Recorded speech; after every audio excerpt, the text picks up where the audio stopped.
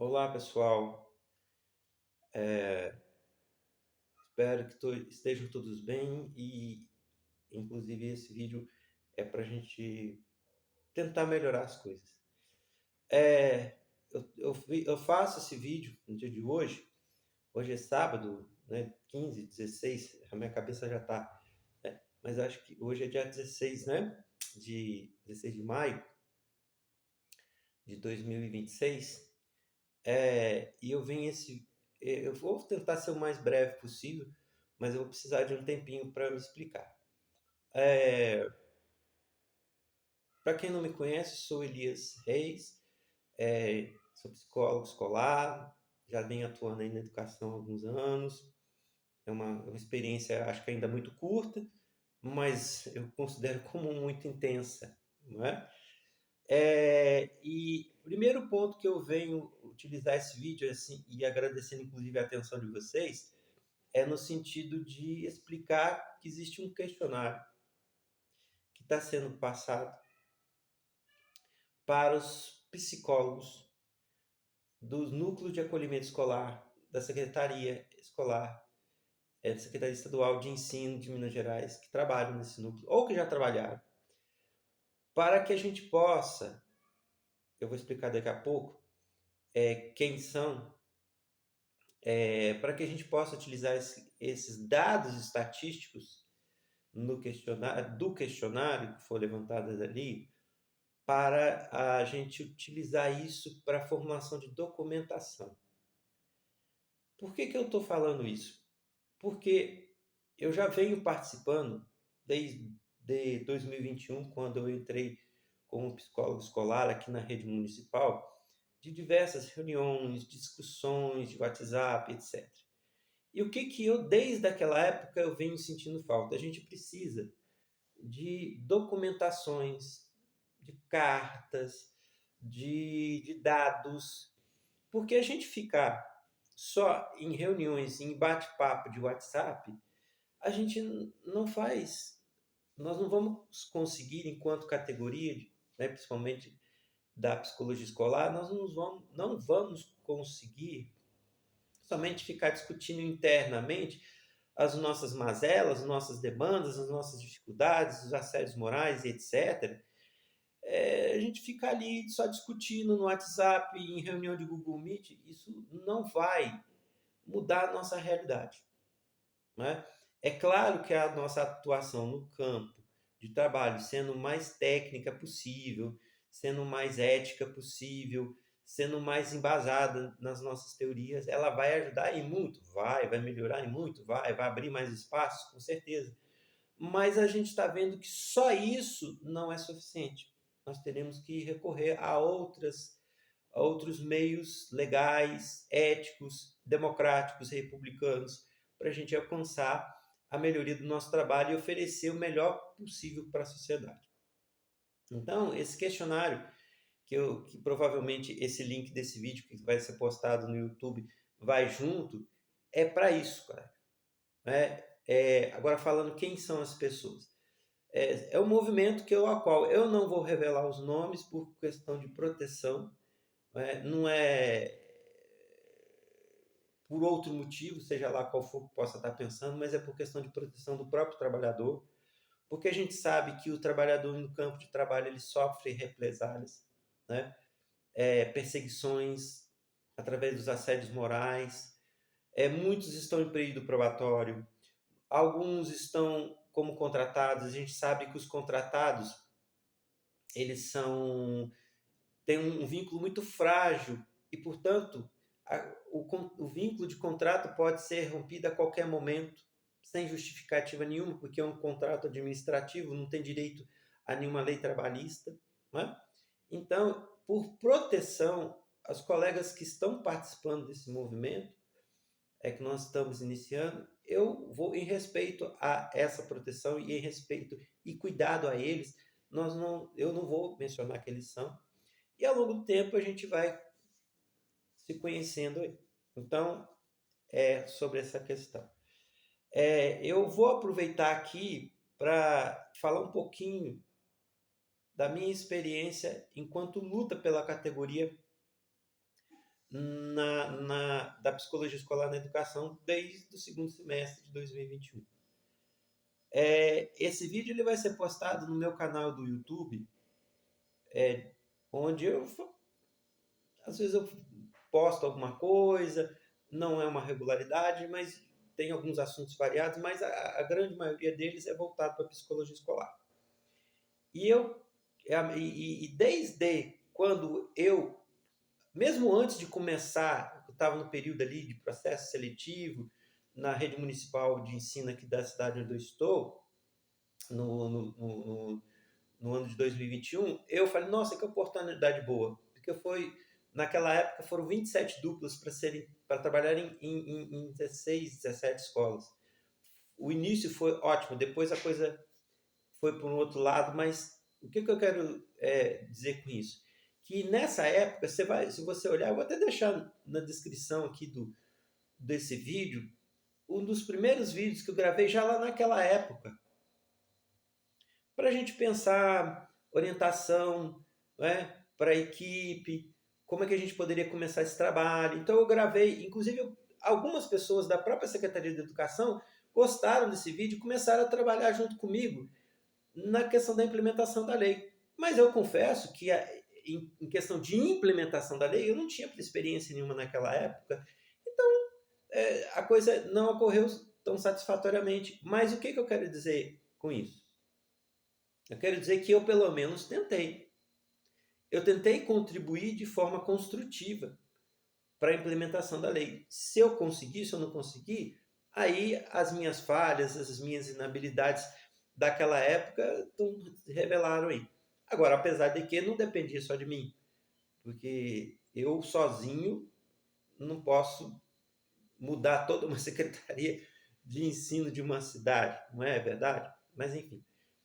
E já desde aquela época, quando a gente iniciou as atividades, tínhamos grupos de WhatsApp dos psicólogos e assistentes sociais, nós tínhamos várias discussões, nós conversávamos sobre as nossas dificuldades e etc. E o que acontece?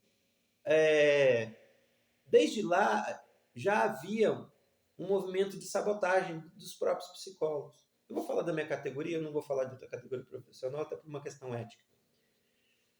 Mas eu posso dizer que da minha categoria, eu sei que existiam pessoas que eram da categoria da psicologia que tudo que a gente tratava nesse grupo era levado para os empregadores.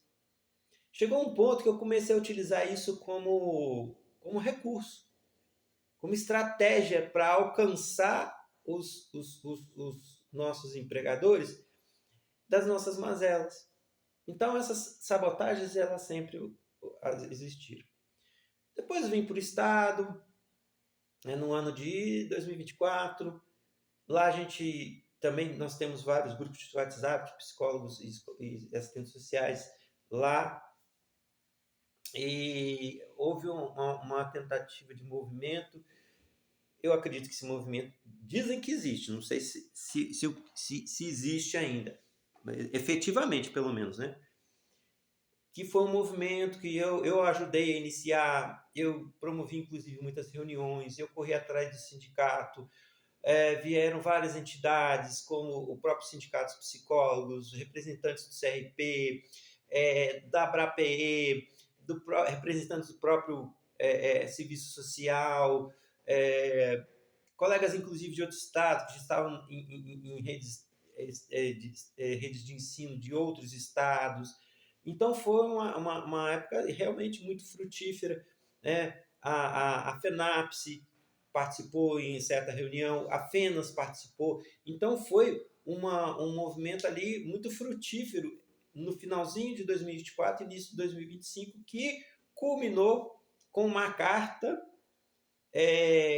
de reivindicações que foi enviado à Comissão de Psicologia Escolar e Educacional do CRP daqui de Minas, que foi enviado no finalzinho de fevereiro, nas vésperas, e que foi utilizado numa reunião dessa própria comissão, onde a comissão pôde ter documentado essas condições. Então, todas essas reuniões, todos esses relatos que aconteciam no WhatsApp, uma pesquisa também semelhante a essa que está sendo passada aqui, foi feita em poucos dias, realmente foi um prazo muito apertado, mas onde eu fiquei numa sexta-feira, das 9 da manhã até as 21 horas da noite, tabulando as respostas, porque a carta que foi elaborada e enviada a essa comissão foi resultado de todas essas reuniões que foi colocado lá na pesquisa e foi confirmado pela pesquisa e que foi